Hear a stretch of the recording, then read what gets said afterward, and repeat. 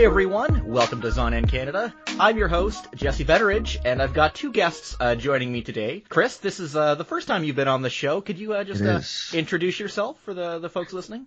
So hi, my name is Chris. I'm from Montreal, and you can find me on Twitter at Kurotsuki. I've basically been watching anime for like as long as I can remember. So it's been a long time, and yeah. I understand you have a thing or two to say about idols. I do. So, the past 4 years, I've been traveling to Japan a lot to attend a lot of anime idol concerts. I'm really too far into that right now. I wish somebody would save me from that. It's called idol hell for a reason, and it's true. It's really hell. It's terrible. Well, Don't do it. Don't do it. Well, as I think we all know that in this fandom, hell isn't necessarily a bad thing, as our other guest, Dave Merrill, or can attest. I was going to say, with the idols, those events are called lives, right? Yes. And they talk about lives. That's what they're talking about. Okay.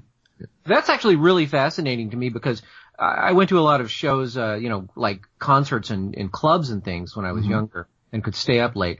And ever since the music industry collapsed, bands are like, well, how on earth do we make money out of this?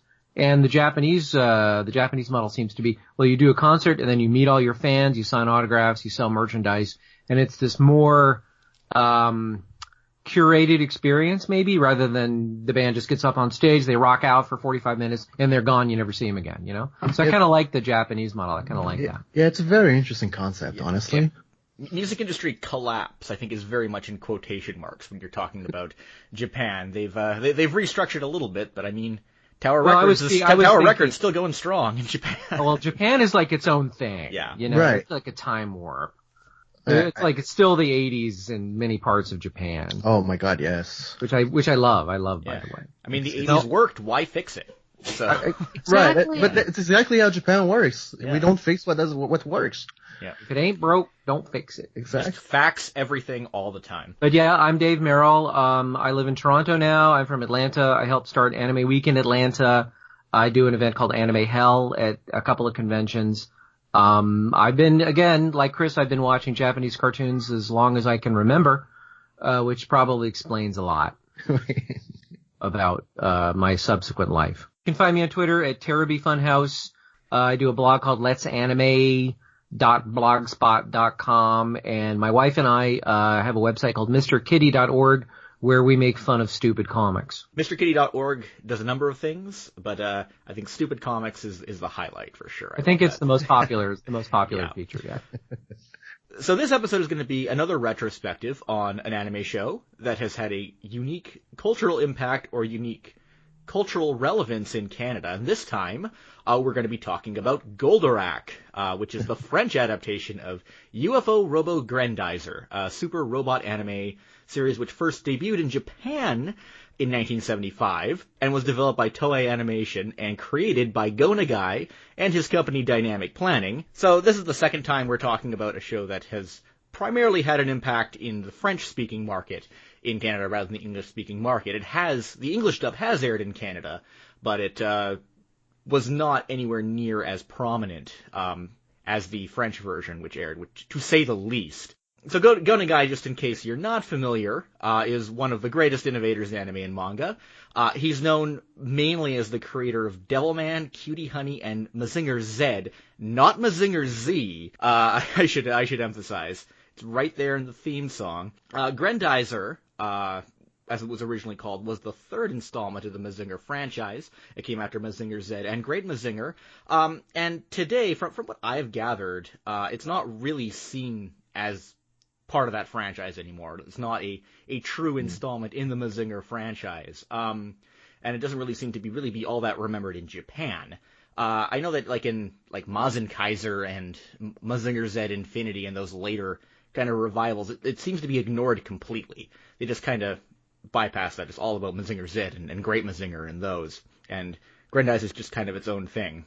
But What Japan thinks of Grendizer is not important, because what that show is most famous for is the enormous impact it has had around the world, specifically in French-speaking territories.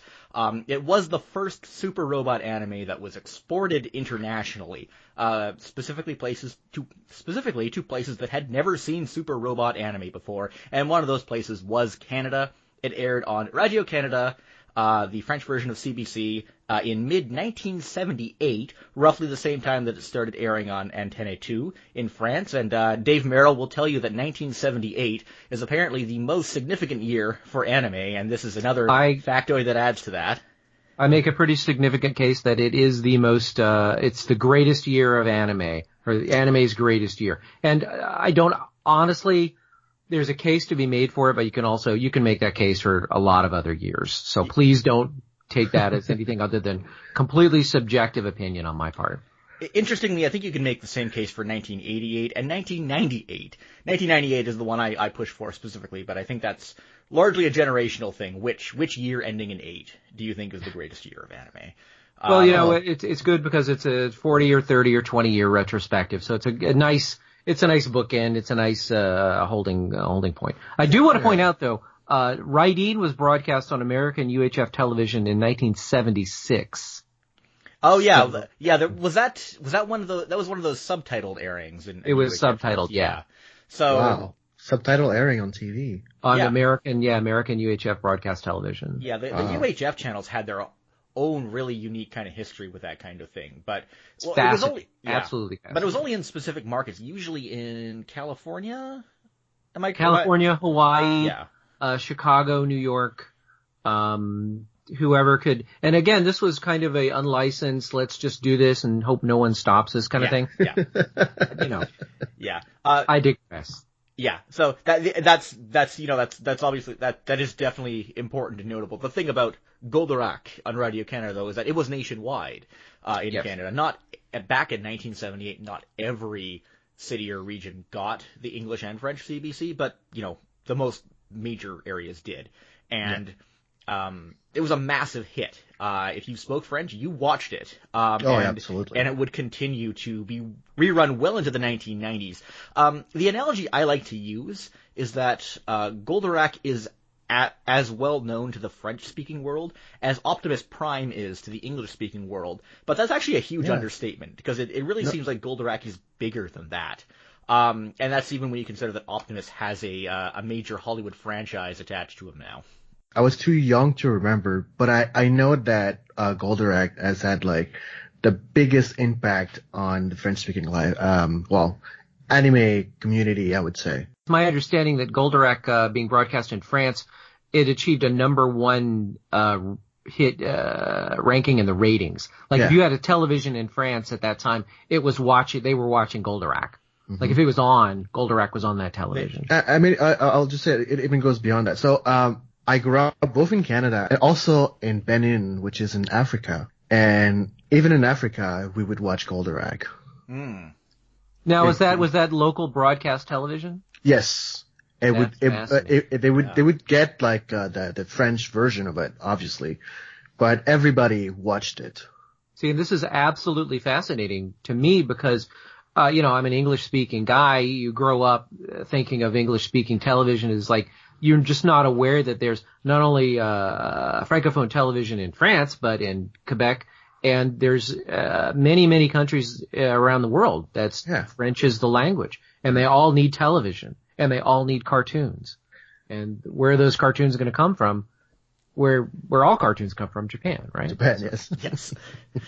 The best cartoons of 1978, that's for certain. So I have a bit of a description written out for Goldorak. Did either of you want to kind of give your own take on the, just in a nutshell, what the show's about? Well, I can do that, or Chris, you can do it. You want to do it? Go ahead. Okay. Well, there's way off in the distant galaxy, there's a planet called the planet Freed, which is attacked by the Vega empire of evil space people. And Freed is destroyed by the Vegans. And the prince of planet Freed, who's a guy named Duke Freed, escapes with the Grendizer super robot, the ultimate weapon. He escapes. He makes it to Earth, where he's adopted by the head of the local space science research institute. And he's thinking, well, I can just live on Earth and everything will be fine. I don't need to fight anymore. I'm just going to live a quiet life. But the Vegans show up and attack the Earth, so he's forced to get into the Grendizer super robot and defend the Earth.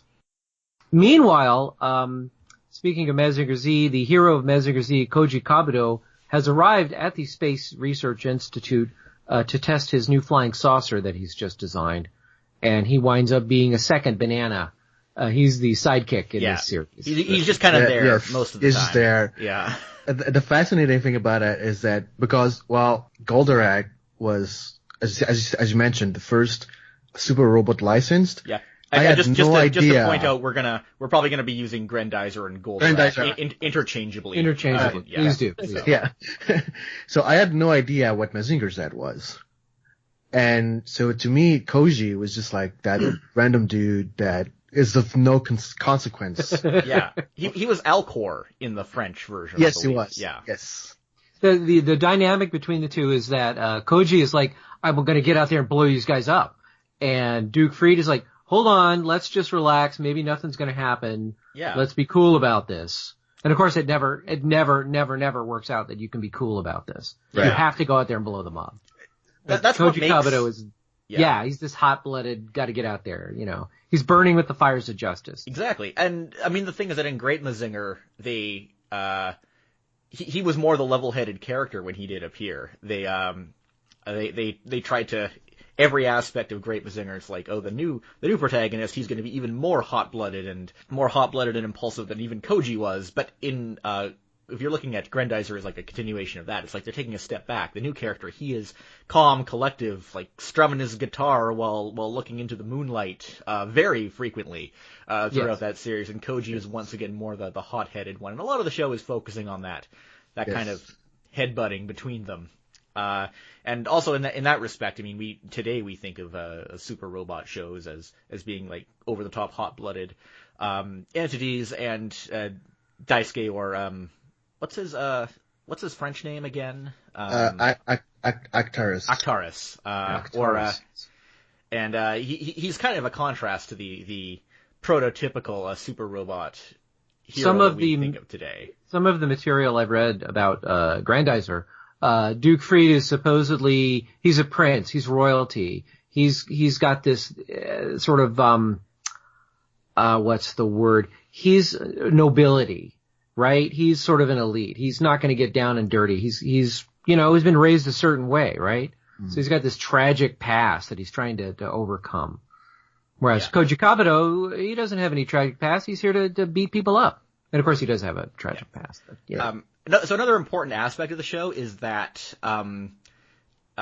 Duke Freed or Daisuke or, Actaris, whatever you call him, he spends most of his time on the, Makiba Ranch, working for Danbei Makiba, who is totally not Danbei Hayami from Cutie Honey or Daimon Abashiri from Abashiri Family. He is exactly the same character, only this version is not a killer and is not super horny all the time.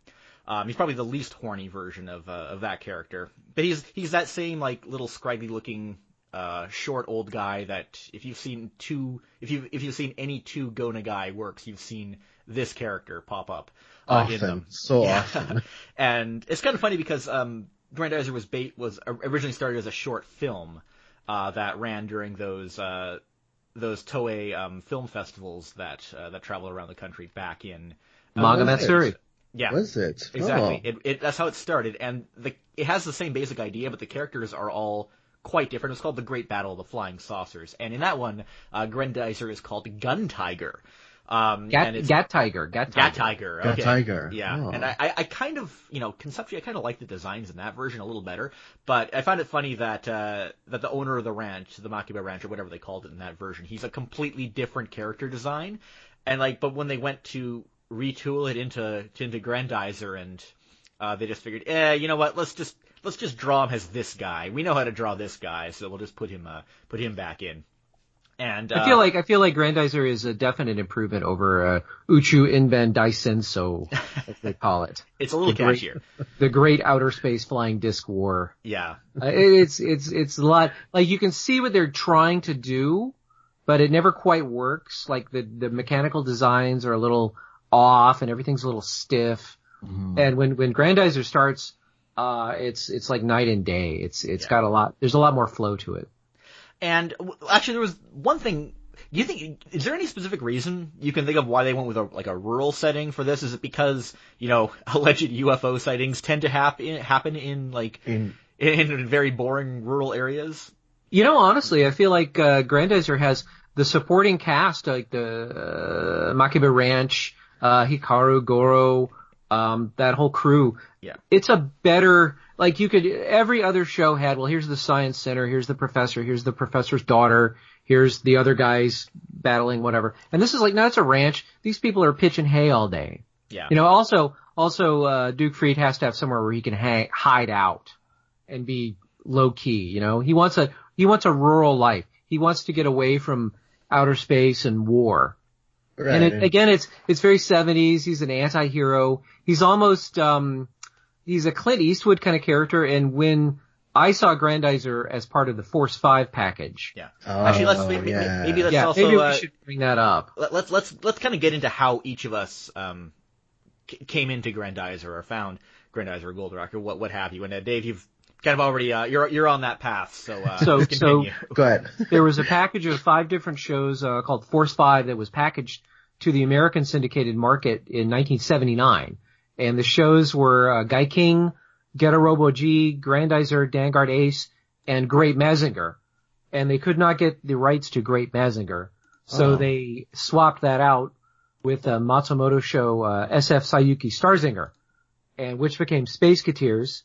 Getter Robo G became Starvengers, and everything else more or less got to keep its own name. So this was 130 episodes, so you got 26 episodes each of Guy King, Starvengers, Grendizer, Vanguard Ace, and Space Cateers, and they would just rotate through. And was this the first 26 episodes of Grendizer in this, or did they just kind of pick and choose? The first 26 of each show, yeah. You never get to see the end. Or most of the show, for that matter. Most of the show. This is 74 episodes of Super Robot action, and I did watch them all to prepare for this podcast. Wait. So they just aired the episodes in actual proper order, or they did? Yes. Interesting. Yeah. So you get the first 26 of Guy King, and then next week you'd start off with episode 1 of Get a Robo G. Yeah. And then when that was over, you'd start off, or in my market, they would get, this was when I first started watching it. We got an episode of Starvengers and an episode of Grendizer, every Saturday. Was there any kind of reason that they went with that approach?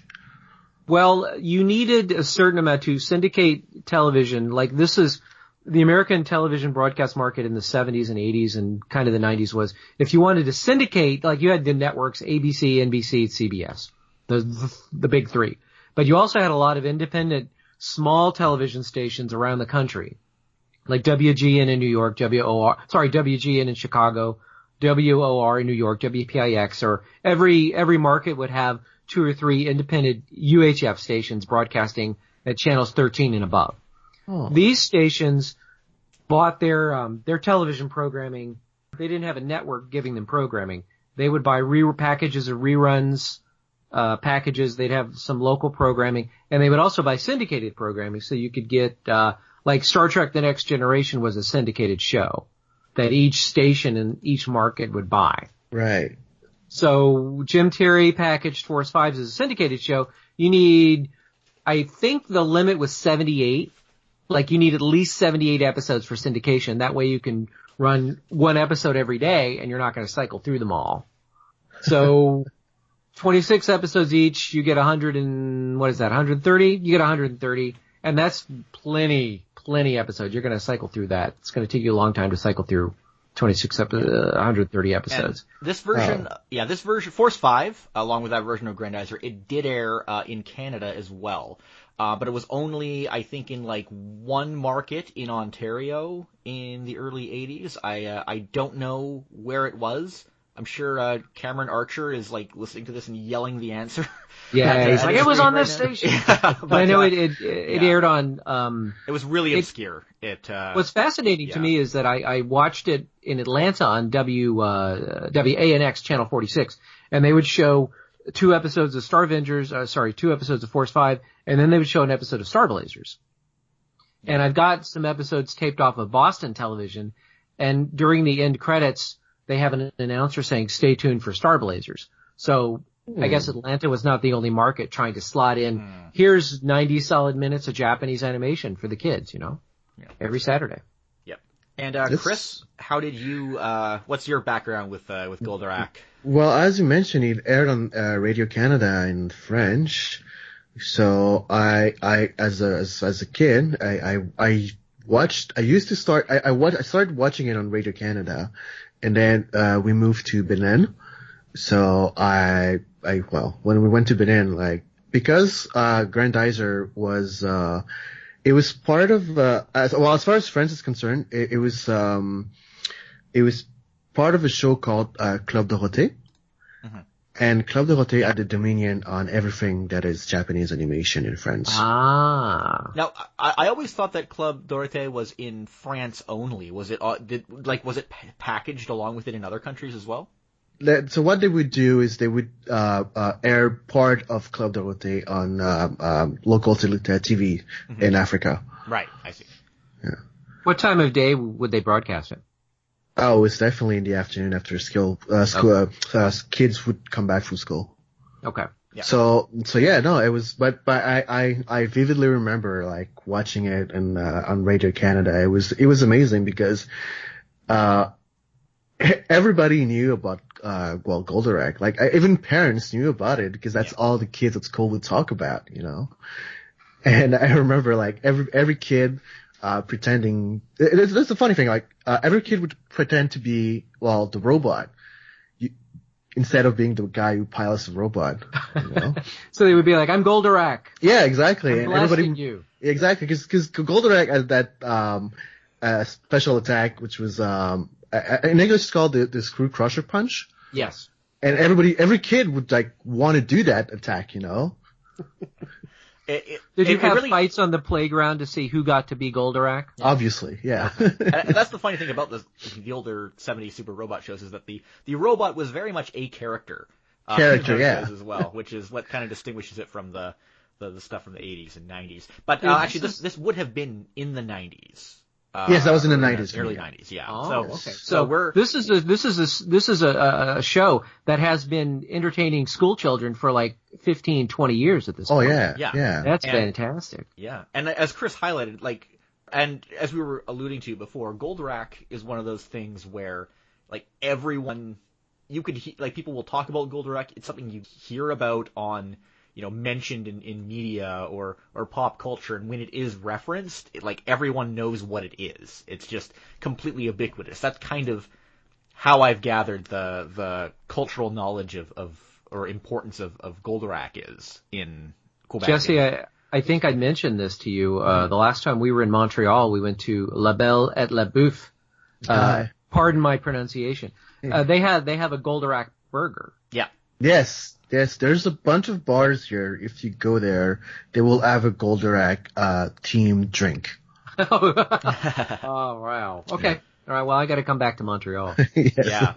Yeah. It's just kind of everywhere. Oh yeah. And I've experienced like some of this stuff secondhand. I did see this clip once of, I think it's from 78 or 79, with these two guys who are dressed as Arcturus and Goldorak.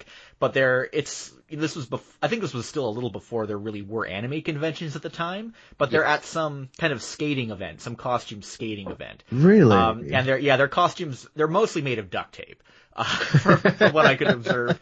And they're actually being interviewed for this old, 70s ambush comedy show on Radio Canada that was called The Cockroaches or something. And I actually saw the clip featured on another more recent crude comedy show from about 10 years ago where they make fun of it even further. So you have that kind of deep dive of cruel humor that I think you find a lot of on Quebec TV. Yes.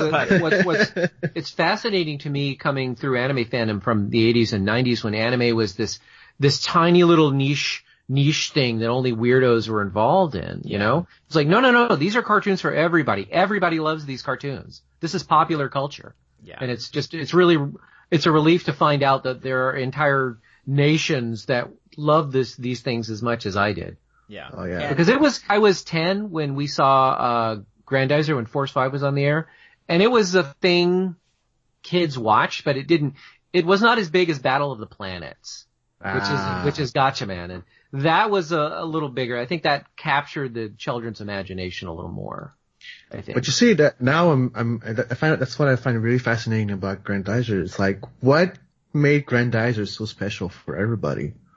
Well, that's an interesting question. I'll point out just my background. I never really had. Yes. I never saw Goldorak or Grendizer basically until I prepared for this podcast. My journey through anime fandom, Go Nagai, he was always just kind of this name I saw plastered on anime a lot, but companies like ADV and Bandai would always like push the name Go Nagai presents, and just like no one was able to successfully communicate why he was important. You don't have any reference for that. Exactly. Right. And that's because, Go Nagai's work has to have a cultural impact.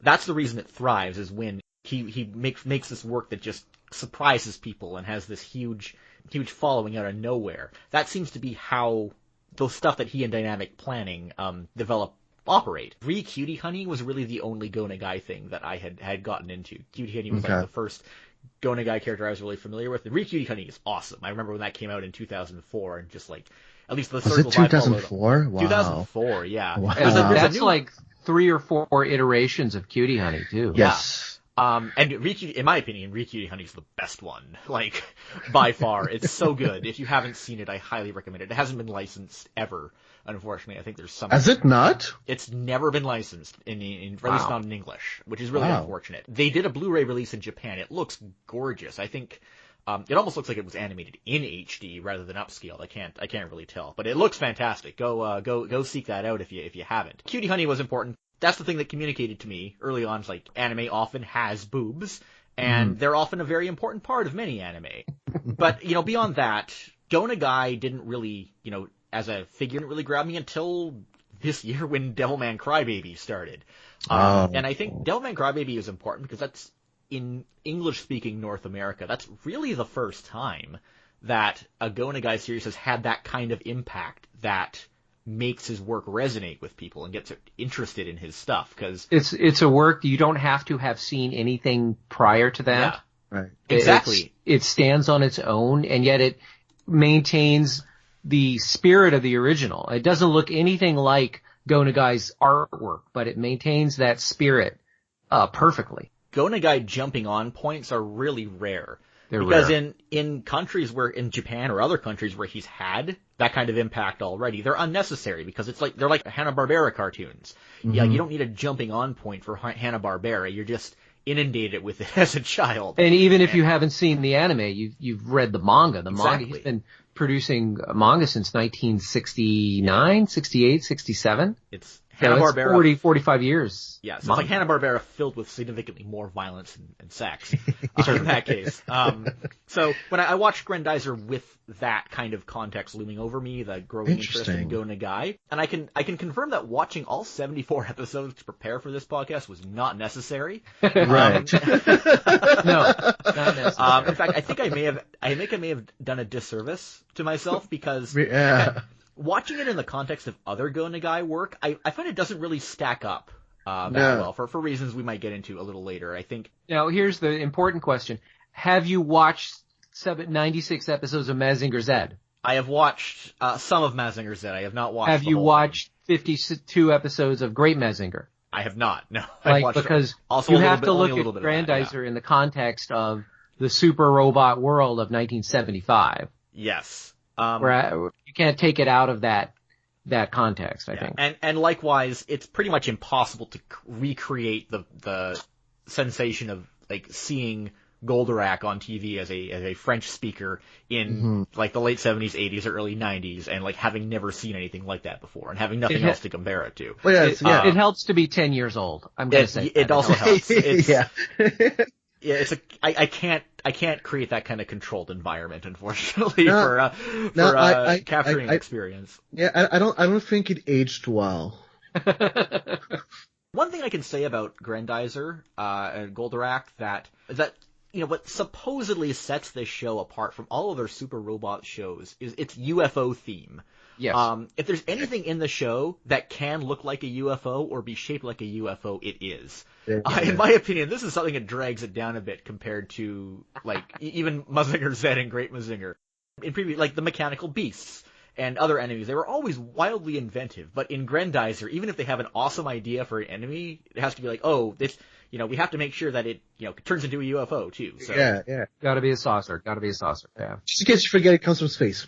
It comes from space. It comes from space, so it has to be saucer shaped. It's essential. It's it's a fire breathing dragon, but a fire-breathing dragon if it were a UFO. Made up of little flying saucers that all stack together. That's about as innovative as they get. There are some good ones in the show, but they're rare, I find. I did go back. In preparation for this, I did go back and dig through a few episodes trying to find out, I'll get some characters' names correct. And did I really remember that correctly? Is there really a character whose face splits open and his wife lives inside of his head and comes out and yells at him for a while and then goes back in and his face comes back together? That's General Gandalf, or Minos, I think he is in the French version. In the English version, he's General Bellicose. That's General Bellicose. Okay. Yeah. That is a weird character concept for sure. I didn't know what to make of Gandalf at first when I was watching it. It was I guess that's his wife who just lives inside of his face. That's his wife who lives inside of his face, yes. Yeah, and conceptually, I think the character's just Go Nagai or whoever designed him at Dynamic Planning just wanted a way to top Baron Ashura from Mazinger's. Yes. Instead of having a split man-woman face, why don't we have the woman pop out of the man's face like a cuckoo clock? And obviously they never explain why the character is that way, or they never really even give any context to speculate about it. But now that I think about it, we never really learn much about married life for the Vegans, for Vegans. Yes. So maybe this is just what happens, that when you get married, the woman shrinks down and goes inside of your face. Lives in your head. Yeah, it lives inside of your head and just pops out every once in a while. And in the later episodes, we discovered that Duke Freed was in love with the Vega Lord's daughter. So maybe if they had consummated or gotten married, she would have just shrunk down and gone inside Duke Freed's face, and that would have been that would have been how they went on living from there. It is worth pointing out that they start to retool the show a lot around episode. Incidentally, right when Force 5 ended, around episode 27, and they change it so that Lady Gandalf does not. Her entire body doesn't pop out. She's just a face under his face. And I don't think there was any plot reason for that. I think they were just having mercy on the animators. I was reading, the Wikipedia says that there was an explosion, and Gandalf's face, he had plastic surgery on his face, and that's the result of that surgery. Oh, that is a retcon. That is a total retcon. They came up with that probably after the show had ended. It's that's why it happened. Why not? That's really as crazy and inventive as the villains in the show get, I find. I will say, watching the show again, what I like about it, I do like the dynamic with the supporting characters. They're funny. I think Hikaru Makaba, she works well as a Duke Freed girlfriend, and who knows what's going on with that. I like that Maria Freed shows up halfway through the show. As the sister. Yeah. She's like the space girlfriend, right? It's or kind of the ambiguous space girlfriend for Koji. Yeah. Right. Koji Kabuto's space girlfriend, right? Yes. Yeah. And there's also Banta, who is not boss. Yes. Oh yeah, he's the Mexican boss. The Mexican boss. He completely disappears. Because they significantly retool the show about halfway through. There's a whole period where they're kind of refiguring things out and kind of turn it more into a team show. Yeah. And Banta just disappears after a certain point. You can't sell a toy of that guy. You got to sell. You have to get more vehicles and robots in there to sell more toys. It's interesting to note that Boss does make 2 appearances along with his robot boss Borat, which is important because, as we all know, he's the real the real star of the Mazinger franchise. I was watching the Force 5 episode of Grendizer and they do one of those episodes where Boss shows up and they just call him Boss. Yeah. And they don't explain it. They don't. This is the thing about watching Grendizer when I was 10. I had never seen Mazinger Z. Right, exactly. I had no idea who Koji Kabuto was. But, like, who is this friend of his? Why does his friend have a robot? What on earth is happening? And they just go with it. You just accept it. And it also, his second appearance basically confirms that he's in love with Koji too, which is, I thought was fantastic. Actually, Chris, I'm curious, this is something I was curious about. How did they do you remember how they handled Boss in the French version? I wasn't able to decipher that. I'd be honest, I do not remember at all. Okay. Yeah. They just call him Boss in Force 5. They just call him Boss. Boss, yeah, no. I remember him being like Bonta, but.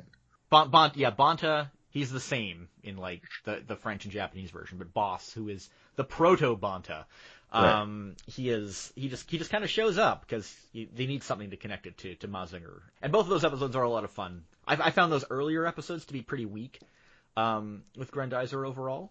Mm-hmm. It takes a while to get up to speed, yeah. Yeah. It's very like, I feel like, 70s anime where, they drag on a little bit and then it starts to pick up by like the 20th episode. Yes. Well, it's 74 episodes. Yeah. Right. But right. It's so long. It directly followed, Great Mazinger, which directly followed Mazinger Z. And I just found it weird because I watching, I didn't see all of the shows that preceded it. I will eventually watch them, but I found that Grendizer lacked a lot of the energy that Mazinger Z had. Like when you're watching Mazinger Z, it's well known as being like the first anime and manga to feature a giant robot being piloted through a cockpit, like we're all used to now. But what I found really actually made this show unique is that it's completely batshit insane. It's formulaic, but it's just brimming with like all this hot-bloodedness, and sometimes it feels like the film is gonna burst into flames at any second because it's just so frantic. But Grendizer, because, we're years later, super robots are now a thing. Mazinger Z, which was like the sweet back, badass song of super robot shows, because, like, that's the thing that all super robot shows are imitating is Mazinger Z, whereas blaxploitation films are all kind of imitating sweet back. That's kind of how I interpret it, at least. Maybe that's not the best analogy. No, I think it works. It works. But it feels like, even though Mazinger Z is formulaic, by the time they get to Grendizer, they are very much following a template. I find. Yeah. I was actually surprised to learn that they had the same director, too. Tomoharu Katsumata. Yeah, and he's some kind of superhuman. He directed Devilman, Cutie Honey, Mazinger Z, Great Mazinger, UFO Robo Grendizer, Guy King, and at least the Mazinger Z versus Devilman movie. That would mean that at one point he was directing 3 things at once, which I'm pretty sure is impossible. I'm fairly certain that when you see his name listed as director, he, might have, like, there may be an animation director out there doing the actual direction. Right.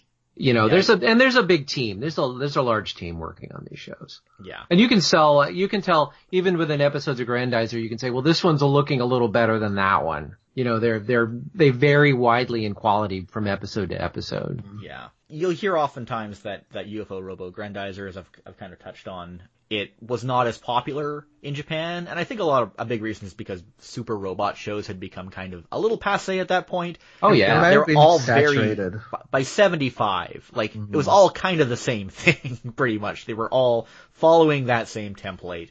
But Goldorak, when it was brought to French-speaking territories, and also, other Spanish and Italian as well, it was jarring. No one had seen anything like it. It didn't have the depth of like Robotech, but still, if you've never seen anything like Grendizer before or Goldorak, it's gonna have an impact on you, and it's gonna be popular.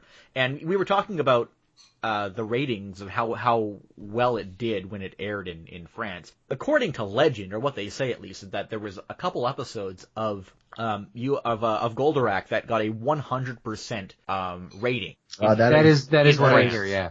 Yeah. Wow. Which I didn't think was possible, but apparently that is what happened. And we were talking about just like these pieces of ephemera of Goldorak showing up in like French and Quebec culture. If you ever seen me do a panel before one of my favorite clips to use in any context I can think of was this clip from this like kids variety show that aired on Radio Canada in around 2008 called The Broco Show. And it's just these two kids singing the old Goldorak theme. So I'm so fascinated by this clip.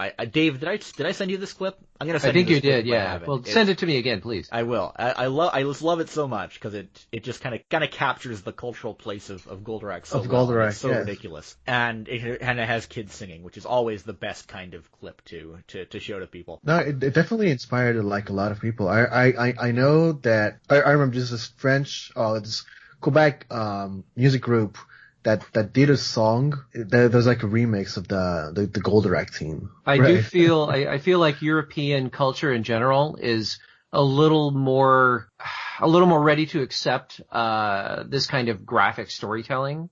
With the bande dessinée scene in France and Italy and Germany, and they're more accepting. Like in America and Canada, at least English speaking Canada, comic books are for children, or at least they were in the 70s and 80s.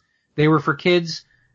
Once you got above the age of 10, you shouldn't be reading comic books anymore. End of story. Yeah. Whereas Europe has a tradition of comics for older people, for adults. And maybe they might be a little more accepting of a show like Grendizer, maybe. There's been a bit of resistance in regards to that. Not Grendizer specifically, but when Grendizer started airing, like a lot of other shows like Senseiya and Hokuto no Ken got imported to France also, and there's been a lot of censorship in those. Oh yeah. Yeah. My understanding is that Goldorak is not like there's not a lot of censorship in the version that ultimately aired. There's not a lot to cut. There's a little bit of blood here and there. Right. Most of the bad guys are faceless aliens, so you don't feel bad for them. Exactly. Yeah, so, and like the DVDs that are out now, like they are uncut, but they have that same old dub that aired on TV back in the 1970s, which still blows my mind is that they're able to preserve those French dubs and put them on bilingual DVDs, which is just unheard of in the English speaking market. As soon as you do an uncut bilingual release, you have to redub the whole thing. Yes. And I that's what I really like about the French preservation. But one thing I noticed, and this is going back to what I was talking about with the theme song, any version of Goldorak, the French version you find floating out around there now, at least everything I was able to find, it does not have the same theme song that played when it aired on television in Quebec and France back in the original airing. There are two theme songs for Goldorak in French, yes. Yeah, because there's the one you'll find now on the DVD releases. It is a dubbed version of the Japanese song, essentially. But when I watched it in the 90s, that was the theme song I knew. That was the theme song? That was the theme song I knew.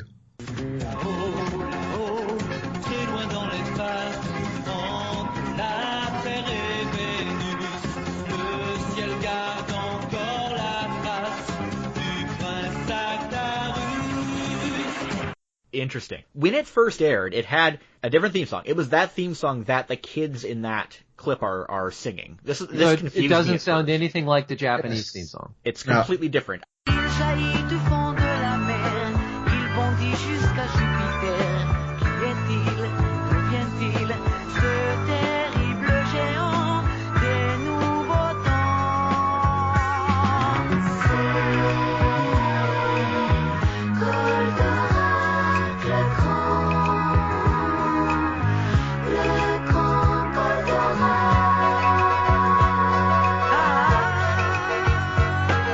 It's less anime song. Yeah, but this song is interesting. I did a little bit of digging into this, and there's some things go deep with this theme song. It was originally sung by Noam Kamiel. He's a Israeli children's singer who did a lot of work in France, and it was a massive hit.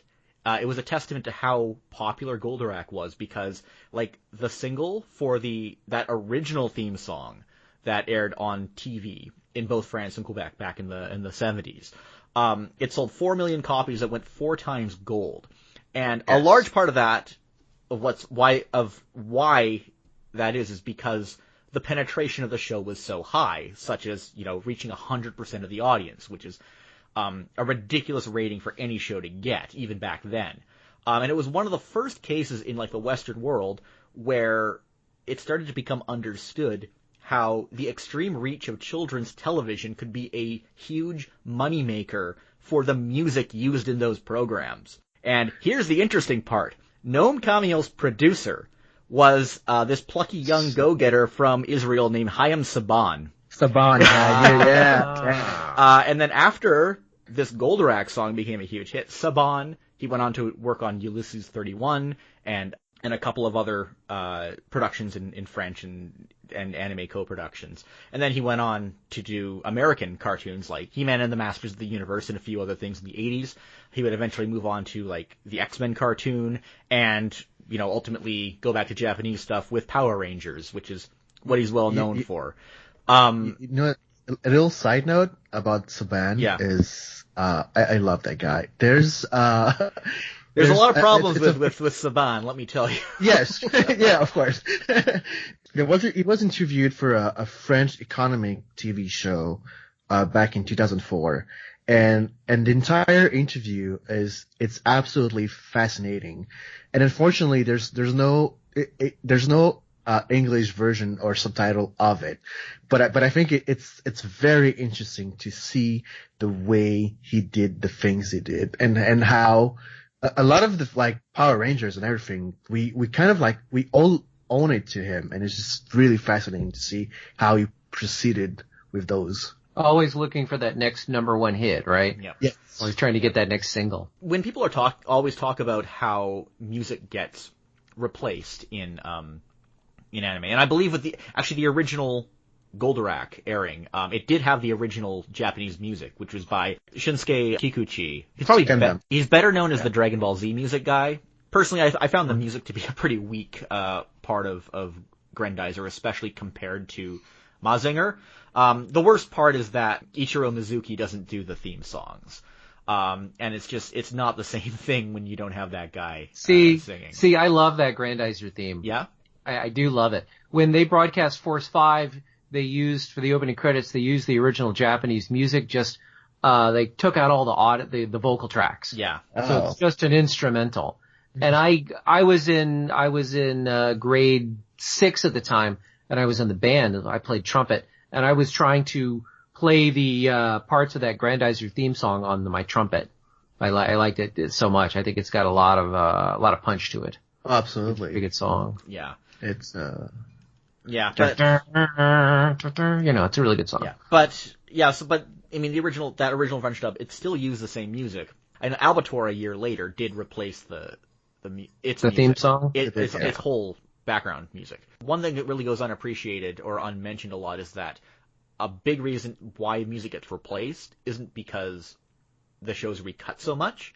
A big reason is because of royalties. Because when you compose the music and spread it around, you pick up royalties. And that's kind of Chaim Saban's whole thing. That's his claim to fame. And it kind of started here with that huge Goldorak hit and the observation of how far children's television can penetrate when it's on television. So I found that really interesting. And in a way, it shows how even though the direct success of Goldorak in French-speaking markets didn't carry over to English-speaking markets, it still influenced the English-speaking market in so many ways, just not quite as directly. Maybe we'll just kind of step through the show itself. Obviously, there's not a whole lot to summarize when it comes to Grendizer. It was very villain of the week. It is. I feel like if you want the Grendizer experience, there's a short one of those manga Matsuri films called Grendizer versus Great Mazinger.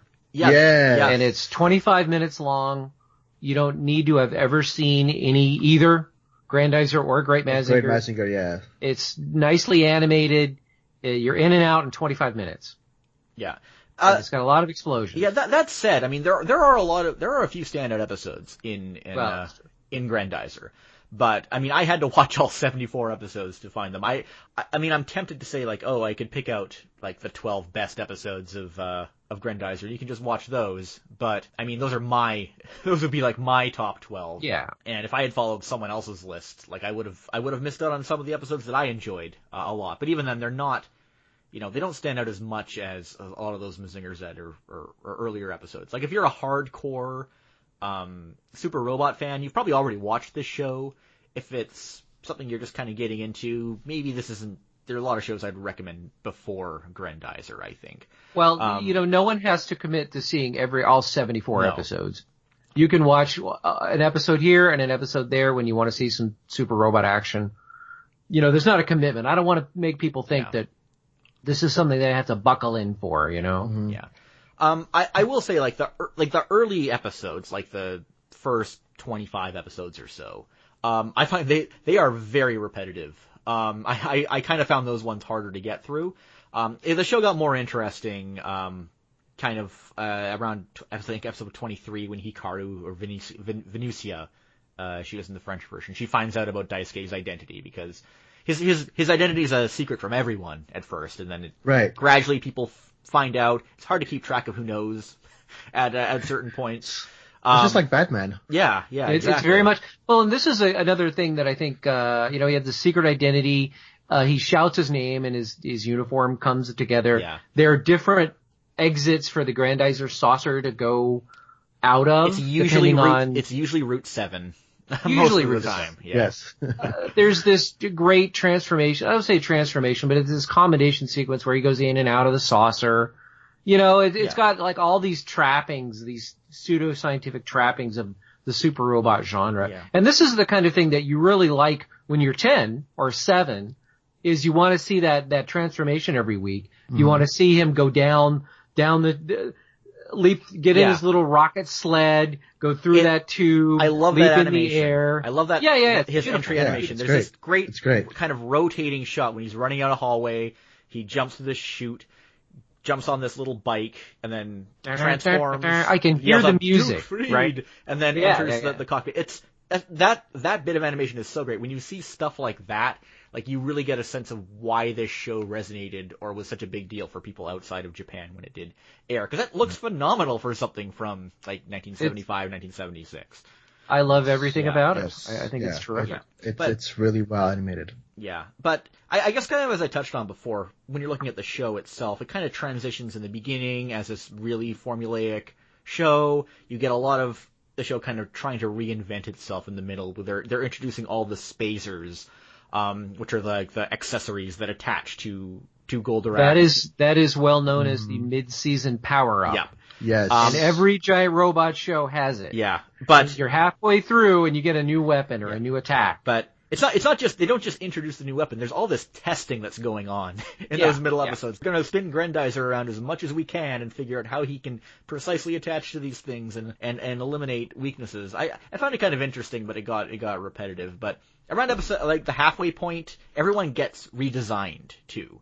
Suddenly everyone has a popped collar. And, or they look very retro, retro space outfits. Which I found kind of funny. I was sad that Hikaru lost her cute rancher hat halfway through. But she did get a blood transfusion from Daisuke, which permitted her to become useful to the main story and pilot the double spacer, the flying one, herself as well. And then that culminates when Duke's sister Maria Fleet joins up with them, and it becomes a team show at that point. You have the Grendizer / Goldorak, the three spacers, which all connect in different ways. I'm curious. I know you guys have seen varying portions of the show. I think I'm the only one who watched the whole thing recently. But how do you feel the show, the direction it went in, how it evolved? I think Dave kind of implied he likes the earlier parts better than the... What I do like about the later part of the show is I want to say it's Shingo Araki doing character designs. Mm-hmm. And I really, really, really like his character designs. He worked on Rosa Versailles. There's this delicacy to the characters that is completely at odds with a Go Nagai, what a Go Nagai thing looks like. So it's getting a little more baroque, a little more detailed, maybe a little more feminine, a little more feminized to our eyes, but it works. It works really well, I think. Daisuke is like considerably prettied up. Going from that original movie to the manga. The manga's interesting. It's very short. It's only like 5 chapters, and the last chapter. Oh, really? The last chapter just goes for broke with all the like child mutilation that we expect from Go Nagai too.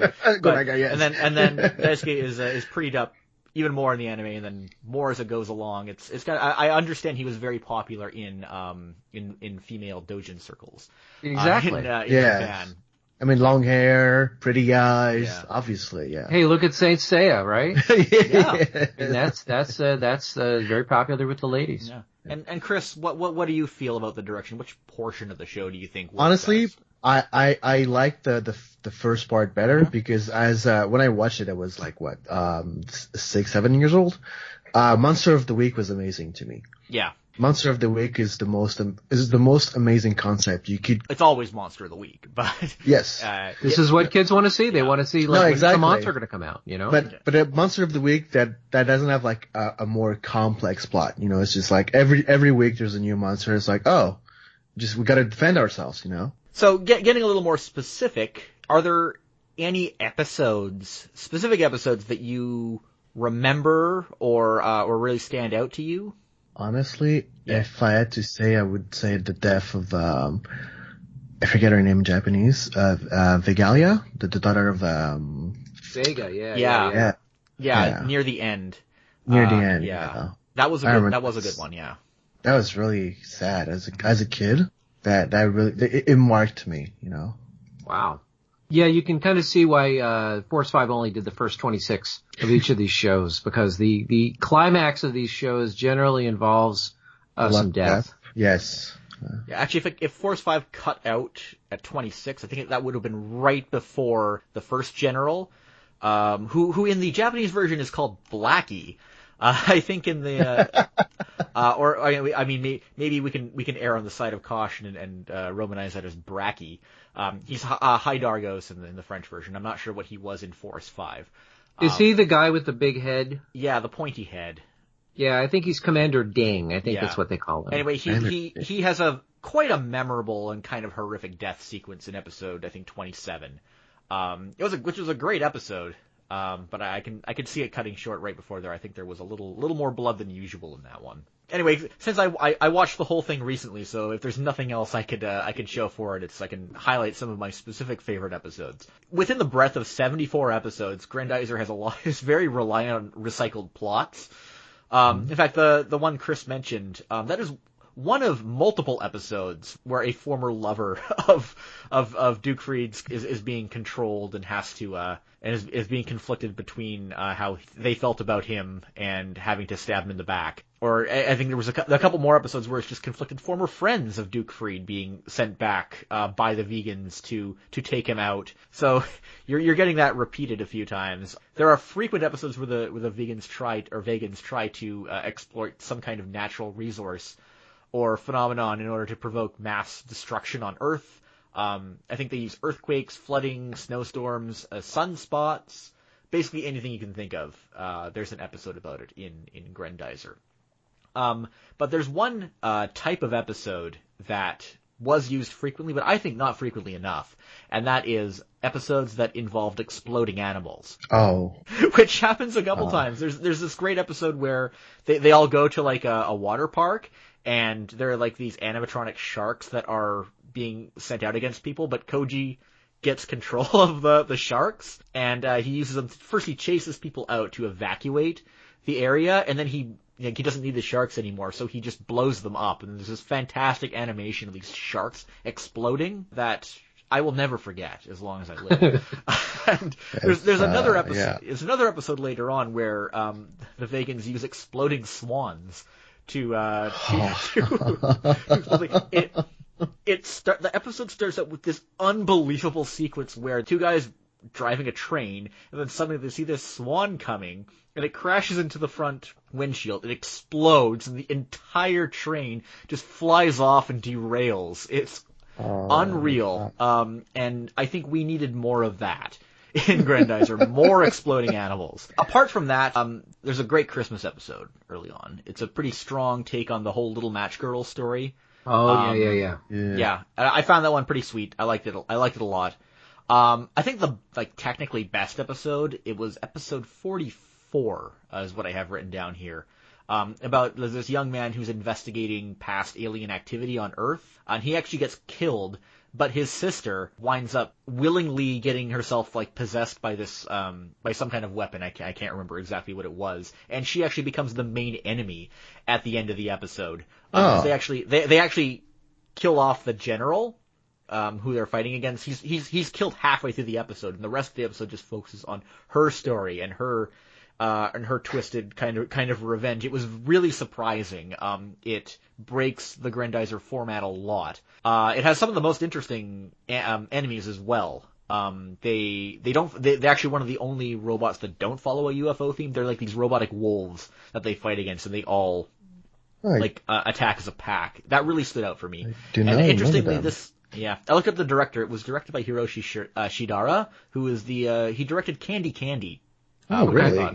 Yeah.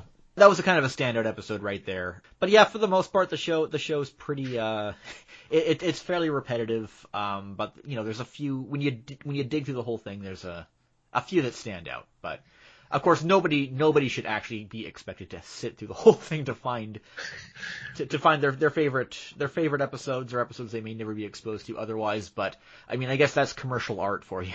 Yeah. See, earlier you mentioned that we don't really care what Japan thinks about Grendizer, but personally, I wish Japan would care more about it, so they would make a remake of Grendizer, a more modern there's remake. There's a manga right now, or recently, called Grendizer Giga.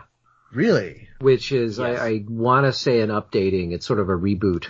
Okay, I should look into that.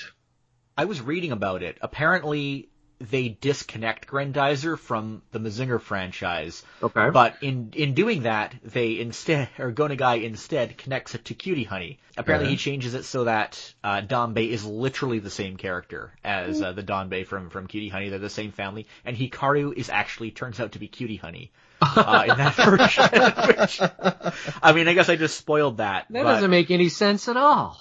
It makes even less sense. Like, why would you, ostensibly he's trying to turn Grendizer into more of an isolated thing, which is apparently what he wanted. He wanted Grendizer to be, a new franchise, but, Toei wanted, to continue Mazinger, and like the trade-off was that Koji would be, a side character in it. So, in a way, he's kind of bringing it back to how he wanted it to be to begin with, but he still ties it to another franchise, because apparently Go Nagai just can't resist doing that at all. On that note, there was one other thing I wanted to address. Dave, you can probably explain how dynamic planning works a little better, but my understanding is that whenever Go Nagai creates something, it's always in collaboration with his company, Dynamic Planning. Because he doesn't just make manga, they develop properties that are intended to be toys, that are intended to be TV shows, that are intended to be manga from the beginning. They kind of collaborate on the concept, and then Go Nagai kind of just goes off and does his manga version, gets it published a couple months before the TV show starts to make it look like the show's based on the manga. But everything just kind of it's marketing that way. Is that correct? Synergy. My understanding is that when he created Harenchi Gakuen back in 69, 70, they made a television show out of that. They made like 6 movies out of that. He didn't get a nickel. Exactly. And he's like, whoa, that is not how this needs to be. So he got together with his brother, several of his brothers. I don't know how many brothers he's got. They're all working for him now. Anyway, he created Dynamic Production to basically legally control all of his properties. So Mazinger Z was owned by Dynamic Productions, and if Toei wanted to make a TV show out of Mazinger Z, they'd have to go through Dynamic Productions. Since then, been able to keep control of his own works. And it's worked out really well for him, I think. To put it mildly. Yeah. Well, I mean, there was the whole, and again, this is something you probably know about, but I was reading that Toei apparently, with Goldorak, had sold the rights internationally without the permission of Dynamic Productions or Dynamic Planning. I wasn't able to find any resource on that, but it does make sense because the time that they would have done that was the time when there was a breakdown in relationship between Toei and Dynamic Planning due to Gai King. That's correct. Because Dave, so what happened was Gai King was created by Go Nagai, but Toei didn't want to pay him for it, so they basically just didn't credit him as creator. And that basically destroyed their relationship until about 1990. I never can tell whether, because what the Gai King we got is pretty far removed like the Go Nagai elements. I don't know how many of those are left. Yeah. Because it kind of goes off and does its own thing. You know, it's I mean, pretty you could say the obviously same- its own show. You could say the same about Grendizer. Well- like I think it seems very much like he put a few concepts in that manga version, and it's just like, Yeah, well, you know, you guys figure out the rest. There's a lot of that manga he didn't draw, you Yeah. know? I mean, Yeah. because it's a dynamic pro thing. But yeah, the relations between, well, you know, that's the thing about a lot of Toei's late 70s or mid 70s properties, like Candy, right? We haven't seen any Candy in a long time because of a rights issue between the author and the artist. They're sort of conflicting claims, and Toei's like, I don't want any part of this, you know. The bad publicity, I think, outweighs any chance of profit. They don't want to chance bad publicity. Mm-hmm. Yeah. I mean, what I was able to piece together, and this is probably very wrong, but it seems that, you know, there was that dispute between Go Nagai and Toei over Gaiking, and it was like in that kind of whole mess and conflict, Toei went ahead and sold the rights internationally for Grendizer, which became Goldorak, thereby making history in so much of the world. But this move wasn't actually authorized by Dynamic Planning. I don't know how much truth there is to that, but I was also reading that Dynamic Planning set up their own distribution or rather set itself up as a distribution company in Italy and France and other European countries in, you know, around 93, 94 when they were kind of re-strategizing and the relationship had kind of thawed out. So, you know, I get the impression that if you asked Go Nagai now what he thought of Toei selling the rights internationally to his property, he'd probably say it was really great. Somehow I don't think that was his opinion at the time. No. It's kind of hard to say. Anyway, that is a bit of hearsay. I wasn't able to dig as deeply into that as I had hoped. But apparently there was some messy legal stuff going on at that time. I do know when there were some negotiations involving Captain Harlock in the early 90s, where the rights to publish Captain Harlock comics, original Captain Harlock comics in America, were purchased from someone that did not actually have the rights. Oh. So who knows who you're talking to, right? You know? Yeah. Goldorak today, like the French version, it seems to be kind of, I don't know, Chris, what would you say? Do you think that Goldorak, with how, you know, big and popular it is in Quebec and other French-speaking areas, do you think it factors into the modern anime fandom at all, or do you think it is something that's kind of divorced from all of that? I think it's. I would say that's probably divorced because the new generation. I mean, I based it on the new generation of anime fans, and I would say because Goldorak kind of stopped airing after the 90s, right? Yeah. And Radio Canada kind of stopped airing anime. And it just never found the success it had again. I remember they briefly tried to air Dragon Ball at some point, and it never picked up. Actually, they never finished airing that show. So the new generation of anime fans they probably don't even know about Goldorak. So there's no impetus in the anime fandom, the French-speaking anime fandom, to try to learn about what happened, like older anime, classic anime. There's no interest in anything before the 90s? As far as Canada is concerned, not really. Interesting. I think it's a little different in France, maybe. Yeah.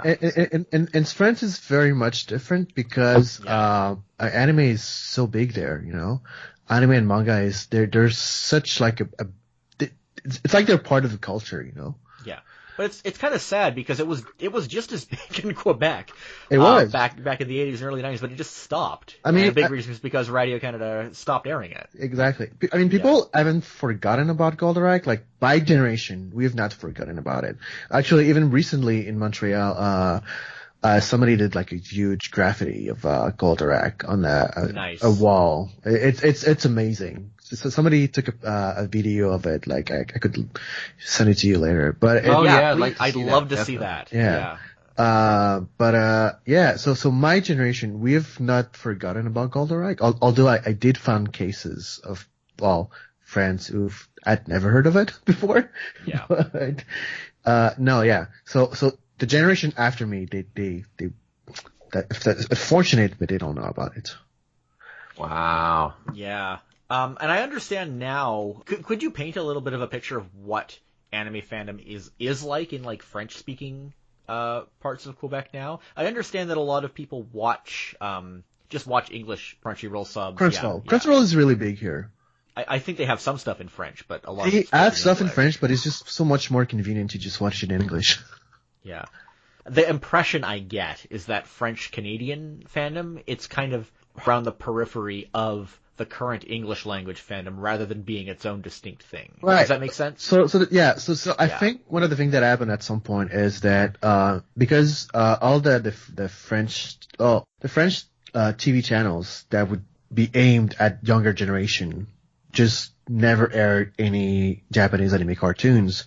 And if you wanted to watch them, you would have to watch them on YTV. Yeah. YTV had all the animes.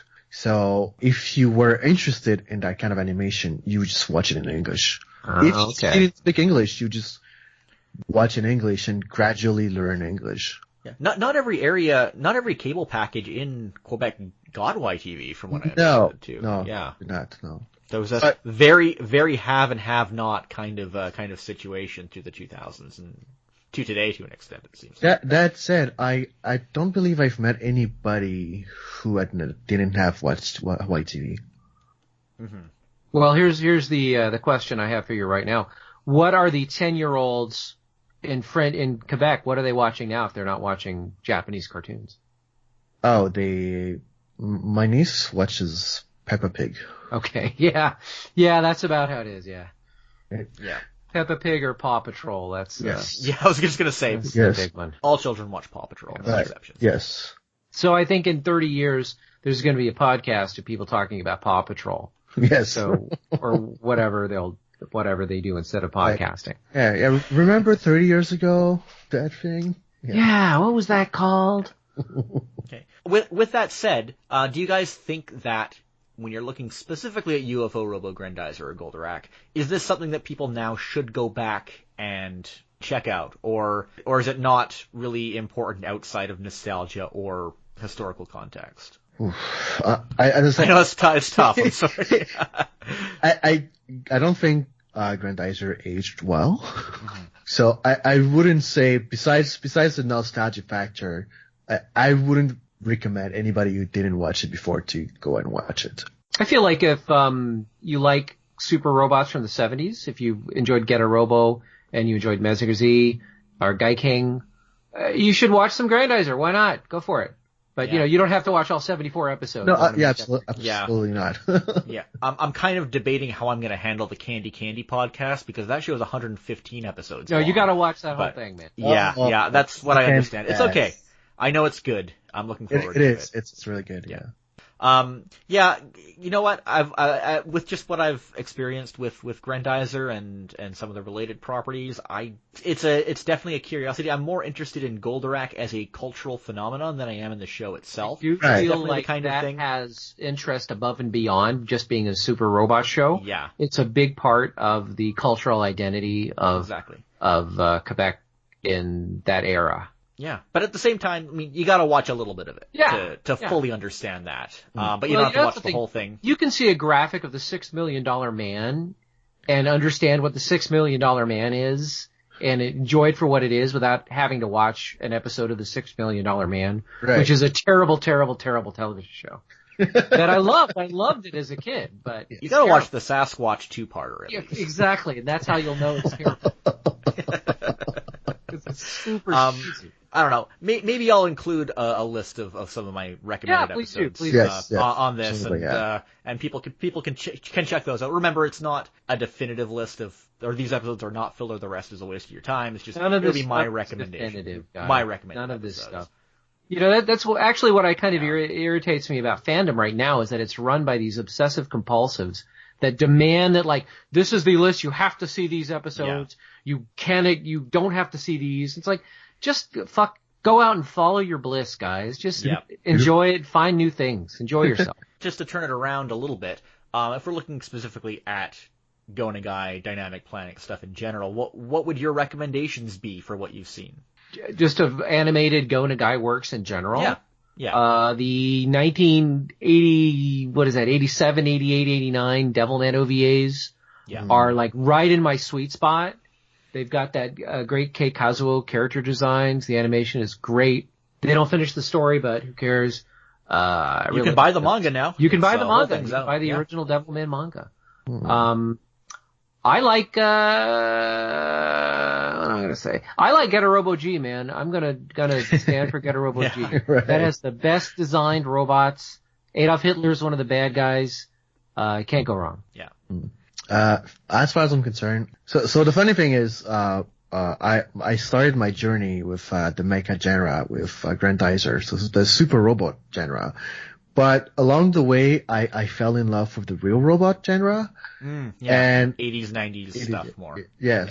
Yeah. And I would say that the Go Nagai animation work that reconciled me with Super Robot is Shin Mazinger. Yep. I'd go for that. Yep. And I absolutely recommend everybody to watch that one. That's Imagawa, right? It is. Yeah. So Imagawa, who he wrote the manifesto on Super Robot nostalgia, pretty much. I guarantee you will enjoy everything that man has ever done. Absolutely. Yeah. That's actually what one argument I like to make is that Imagawa, he did basically G Gundam. Yes. G Gundam and Giant Robo OVAs from the 90s. He basically invented the nostalgia of the Super Robot and everything we think about it. And I find that Grendizer doesn't fit into what he's created. No. Yeah. And I think that's kind of why it looks like an odd duck when you look back. I'm going to tell you this right now about Giant Robo, and this is completely off course. I was ready to walk away from Japanese cartoons. Wow. And I got Giant Robo, the first OVA, in the mail. Someone taped it and sent me a copy. And I put it in and watched it and just fell in love with Japanese cartoons all over again. Wow. Dave, what soured you? Well, it was 1980 whatever, right? I mean, it was 1990. Yeah. Mm-hmm. There was so much terrible, it's just boring, uninteresting. You know, and it was mostly me getting to be 20 years old, you know? It's like, I have other things to go do. And I'm just gonna recommend Re-Cutie Honey again. I think it's the best. It's pretty great. And Devilman Crybaby. Devilman Crybaby is great too. The Devilman OVAs are a lot of fun. It's, despite the fact that it adapts the first 2 volumes of the manga, I find it's not really a good introduction to Devilman because it's kind of, it just takes its time so much and just languishes in every detail. It's like, it's expecting that you've read this already. But yeah, Devilman Crybaby, great way to get introduced to it. And the original Mazinger Z, I think is a good time. I haven't watched all 92 episodes, but yeah, man, that Jet Scrander song has to be the one of the finest pieces of music produced in the 1970s. Yeah. It is a terrific piece of music. Absolutely. Yeah. All right, guys. Well, that wraps us up for this episode. Can you just say again where people can find you online? So again, my name is Chris, and you can find me at Kurotsuki on Twitter. And I'm Dave Merrill. You can find me at Terrabee Funhouse on Twitter or MrKitty.org. And that's Mr. spelled out. And thanks for tuning into Zonan Canada. You can reach me on Twitter at jbetteridge or email zonancanada@gmail.com. The theme song is by Ultraclystron and can be found on his album Packet Flood, which you can find at ultraclystron.com. Please subscribe to the show on Apple Podcasts, Google Play Music, or your podcast app of choice, and leave a rating or review if you have a chance. It really helps with the visibility for the show, especially on Apple. If you know anyone who might like this show, please recommend it to them. See you again.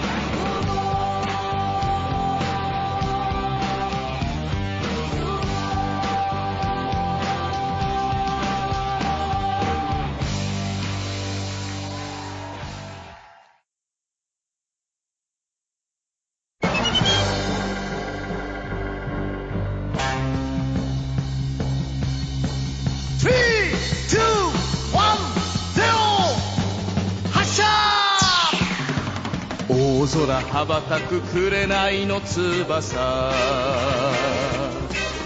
その名はジェットスクランダー、新たな命が燃えるマジンガー Z スクランダー、クロスでドッキング、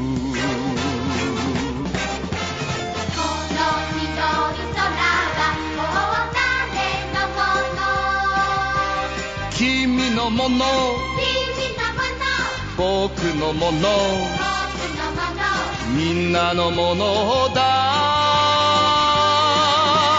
平和の祈り空飛ぶスーパーロボットマジンガー Z、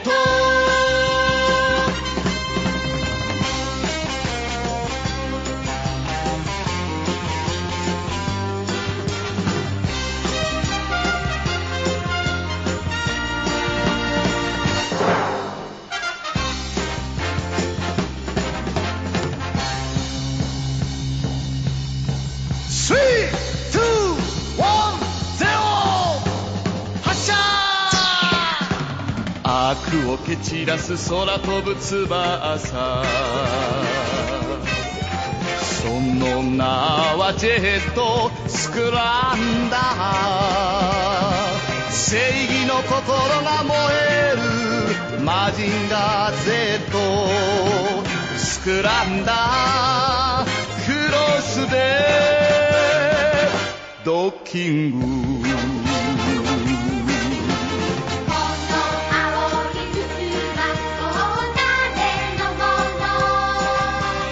君のもの